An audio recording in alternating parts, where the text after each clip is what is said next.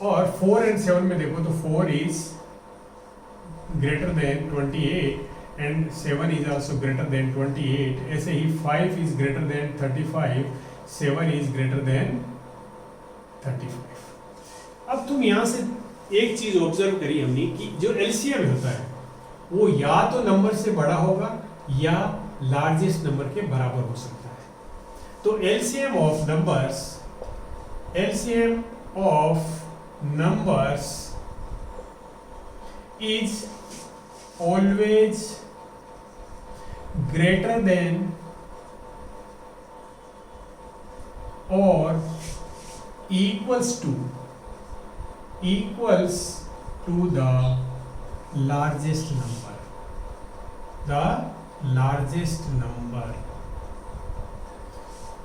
इससे क्या चीज है, मान लो तुम्हें एक एमसीक्यू क्वेश्चन दिया हुआ, उसमें दिया हुआ है 6, 12 और 18 इसका एलसीएम बताओ, और तुम्हें एक नंबर दिया हुआ है 16, दूसरा नंबर दिया हुआ है तुम्हें 12, तीसरा नंबर दिया हुआ तुम्हें 36 और फोर्थ नंबर तुम्हें दिया हुआ है सपोज करो 50।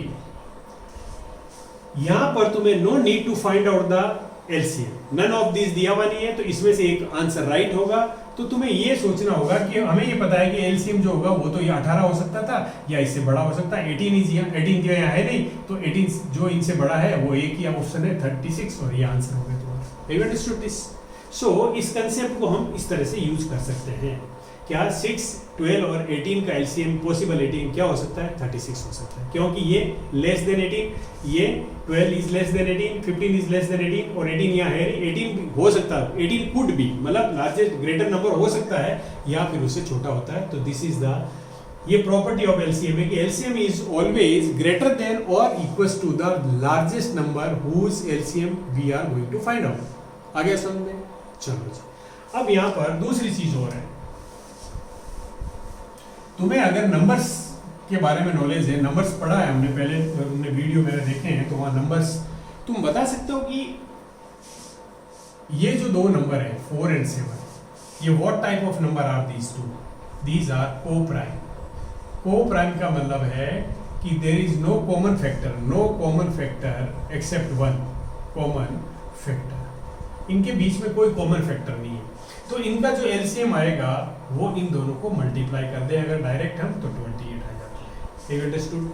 LCM of 4 and 7 is 28, direct आएगा मल्टीप्लिकेशन से। अगर तुम्हें ये नॉलेज है कि द नंबर्स आर को प्राइम या फिर प्राइम, को प्राइम भी हो सकते हैं और प्राइम भी हो सकते हैं, जैसे 5 और 7 क्या है? प्राइम है, तो इनका एलसीएम क्या आएगा? 5 × 7 35। Have you understood this? आगे समझ में? तो तुम्हें प्रोसेस लगाने की जरूरत नहीं है। If coprime are given then we multiply the coprime numbers to get the LCM of those numbers, and if the given numbers are prime number, तो हम उनको डायरेक्ट मल्टीप्लाई करके एलसीएम फाइंड कर लेते हैं। Have you understood this?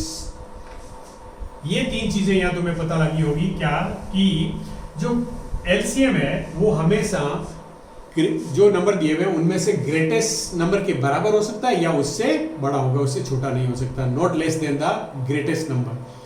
और दूसरा, LCM of coprime numbers is equal to the product of the coprime numbers, and as well as LCM of prime numbers is equal to the product of prime numbers. Suppose करो मैं तुम्हें देता हूं 3, 7 and 11, इसका LCM find करो। तुम्हें कुछ नहीं करना है, इनको मल्टीप्लाई कर दो, because all the 3 are prime numbers, तो मुझे इसका एलसीएम फाइंड करने के लिए मल्टीप्लाई करना है। और ये कितना हो गया? 77, तो 2, 2, 1 हो गया। तो this is the LCM of all the 3, ये एलसीएम हो गया, तुम्हें कुछ नहीं करना। पर ये तुम्हें नॉलेज होना चाहिए कि 3, 7 एंड 11 आर व्हाट? क्या है ये? प्राइम नंबर्स है। ये क्या है? प्राइम नंबर्स है। को प्राइम और प्राइम में को प्राइम का मतलब प्राइम होना जरूरी नहीं है। जैसे मैं कहूँ 10 और 13, इनका एलसीएम क्या होगा? तो तुम्हें कुछ नहीं देखना, because these are coprime numbers. ये 10 है और ये 13 है, कोई भी बीच में इनके बीच में कॉमन फैक्टर नहीं है, तो this is the LCM. LCM of 10 × 13 is to 130। तुम्हें कह दिया कि 3, 5 और 7 इसका एलसीएम निकालो, तो तुम्हें कुछ नहीं करना है, इसको मल्टीप्लाई करो 105। This is your answer. क्योंकि these all the three are prime numbers, तो एलसीएम निकालना है तो मल्टीप्लाई करना है। तो यहाँ पर हमने तीन चीजें देखी कि LCM of given number is always greater than और equals to the largest number. Number 3, LCM of coprime number is equals to the product of the numbers and LCM of prime numbers is equals to the product of prime numbers. Have you understood? Now हम second method करेंगे, prime factorisation method. Prime factorisation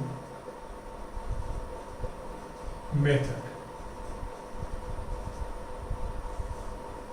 prime factorisation method में हम LCM least common multiple निकालना है। तुम्हें क्या निकालना है? Least common multiple. तो लीस्ट कॉमन मल्टीपल में एलसीएम जो होता है उसका मीनिंग लिख लो क्या होता है, एक डेफिनेशन लिखा देता हूं। Least common multiple by prime factorization, product of all the factors of all the different type of distinct factors, all the distinct factors of all the numbers, all the given numbers with their highest exponents, with their highest exponents of highest exponent, all the distinct prime factors। यहाँ पे एक word लिख लो, all the distinct prime factors of all the given numbers with their highest exponent। इसका मतलब क्या होगा? जैसे मान लो मैंने लिखा 8 और 12, तो 8 की क्या 2 इंटू 2 इंटू 2, ये प्राइम फैक्टर है और इसको मैं अगर एक्सपोनेंट फॉर्म में लिखूँ तो ऐसे लिख सकता हूँ। 12 है उसके लिख सकता हूँ मैं 2 इंटू 2 इंटू 3, और इसको अगर मैं एक्सपोनेंट फॉर्म में लिखूँ तो 2 इंटू 3। ओके, अब मुझे एलसीएम फाइंड करना। अब यहाँ पर आ जाओ, ये एक्सपोनेंट फॉर्म में लिखा हुआ है तो यहाँ पे एलसीएम लिखो। एलसीएम इज इक्वल्स टू, देखो product of all the distinct factors. Distinct factor मतलब यहाँ पे 2 और 3 है, 2 इसमें है, तो डिफरेंट टाइप ऑफ फैक्टर क्या है? 2 एंड 3, दो ही डिस्टिंक्ट फैक्टर है हमारे पास, 2 and 3 with their highest power. अब देखो यहाँ पे 2 की हाईएस्ट पावर यहाँ पे कितने 2 है और यहाँ 3 है, तो हाईएस्ट पावर क्या होगी? 3 होगी। ओके, और 1 की 3 की पावर कितनी? यहाँ 1 है, तो यहाँ पे 3 की पावर 1 आ गई, तो ये एलसीएम हो गया 24। 8 इंटू 3, 2 टू द पावर 3 का मतलब है 8, 8 इंटू 3 दिस इक्वल्स टू 24। तो this is the way we find the LCM of two numbers using the prime factorisation method. आ गया समझ में? एक एग्जांपल और लेते हैं।